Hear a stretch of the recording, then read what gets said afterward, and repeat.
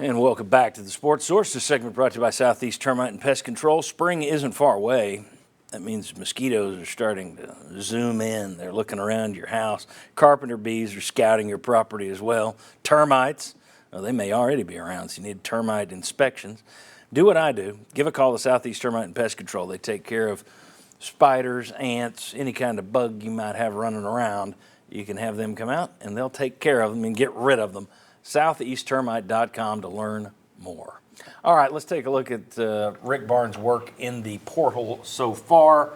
Tyreek Key, Indiana State, he came in, averaged 24 minutes, 8 points, was here for one season. Justin Powell from Auburn came in, gave you 14 minutes, less than 4 points per game for 1 year. E.J. Anasicki came in, gave you 8 minutes, 2 points for one season. Earl Plavsic was here for 4 years. Average over 4 years was 11 minutes and 4 points, and a lot of fouls. Victor Bailey came in from Oregon, played 2 years, averaged 16 minutes, 6 points. He got worse the second year. Powell, Anasicki, and Bailey transferred to Washington State, Cal Fullerton, and George Mason out of Tennessee, and they all went elsewhere and averaged more minutes and more points. You can decide for yourself if that's because they went to lesser programs, whatever. That's just the facts. This is a huge year for Rick Barnes in the portal. Probably his biggest when you look at what we showed you in that last segment with all those guys potentially leaving, with the production that's gone. There's talk about him going after a kid from Harvard, who is Chris Ledlam, I think is his name. The Athletic ranks him as the number 35 or 36th available person in the transfer portal. How seriously do you take the Athletics ranking? We already said they had Kamwa as the 6th best player in the portal, but they say this other guy's 36th. And then Caleb Love, I think everybody's going to be after Caleb Love from Carolina. He's the 10th or 11th on their list behind Olivier Kamwa. Do you see him grabbing somebody? I'll let me put it this way. Tell me I'm wrong. I don't see him making a splash in the portal with somebody that comes in and lights it up here, because I haven't seen it yet. I got to see it to believe it. I don't believe it because I haven't seen it yet. Am I wrong? I have a hard time arguing with you on that, because I look at Tyreek Key. This was a guy that averaged about 17.5 points in his career at Indiana State. If he stays at Indiana State, he becomes the program's second leading scorer to Larry Bird. And when he was in high school, he averaged 37 points a game. He was a great scorer at every level, and he comes to Tennessee and he's kind of converted into a point guard, and he didn't get on the court some because of his defense. But it's like you've got the guy that's the scorer. That's what you were looking for, and it didn't pan out that way. So it's hard for me to see somebody coming in from the portal and being a double-digit scorer and making a huge impact offensively. See, and I go back to the Powell kid coming in from Auburn. I thought that was a great pickup. When Tennessee signed him, I thought, okay, you've got some instant offense, and then you showed, no, it wasn't instant offense. And because he didn't play his instant defense. I think if you went back and divided his season into pieces, a lot of the averaging 14 minutes came in earlier in the season because it was going down as the season went on.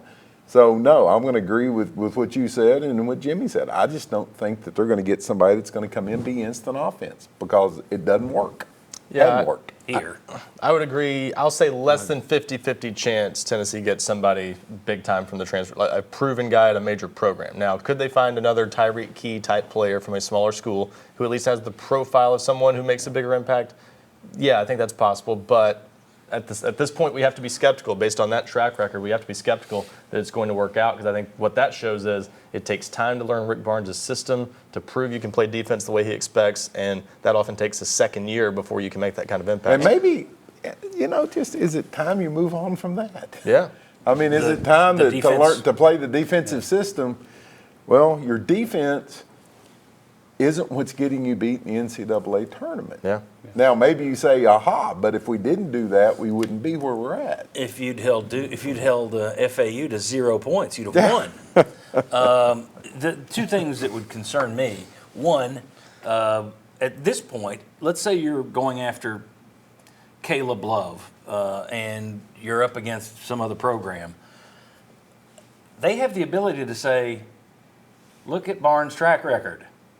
Do you want to go there and be benched because you don't play hard defense? If you're looking to get to the pros and improve your offense, why go there? Now, you could counteract that and say, Kennedy Chandler, He turned him to the Yeah. pro. Kevin Durant's the greatest player of the last 20 years, that kind of stuff. But I just wonder if there isn't the opportunity for negative recruiting there. But the other thing that works in Tennessee's favor, you would think, a lot of this is going to come down to NIL dollars. Is Tennessee offering Caleb Love and somebody else, some other proven scorer, more NIL dollars than anybody else? Then you're probably going to get them. But those are two things that I think factor into it. I want to know how other players now view this program. If I'm trying to get better offensively, would I go here?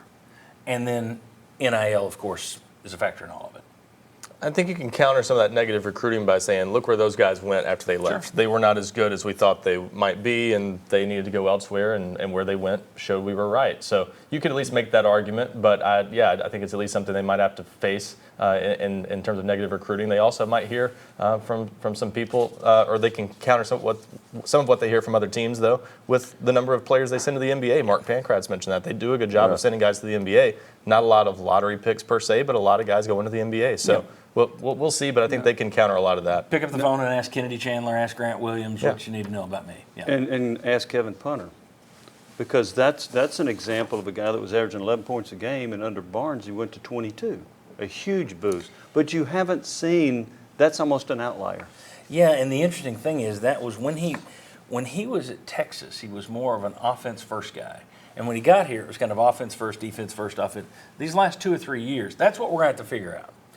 Has he just gone defense crazy? And I don't mean that in a bad way, but some guys go offense crazy. But is he just gone all defense? Or has he looked at his roster and said, this is the only way to win, I've got to do it? If that's what he's doing, tip of the cap. If he's gone defense crazy, we will never score 60 points again. I want 50 every night. then I think you got issues. All right. When we come back, Will Overstreet going to join me. We're going to talk about spring practice. Everybody's, what can we learn from spring practice? How much carryover is there from spring practice? Let's ask a guy who went through it. How much can you tell from spring practice when you're over there? Can you sit there and say, I'm worried about the fall, or is it just a crapshoot? We'll discuss. Come on back on the Sports Source.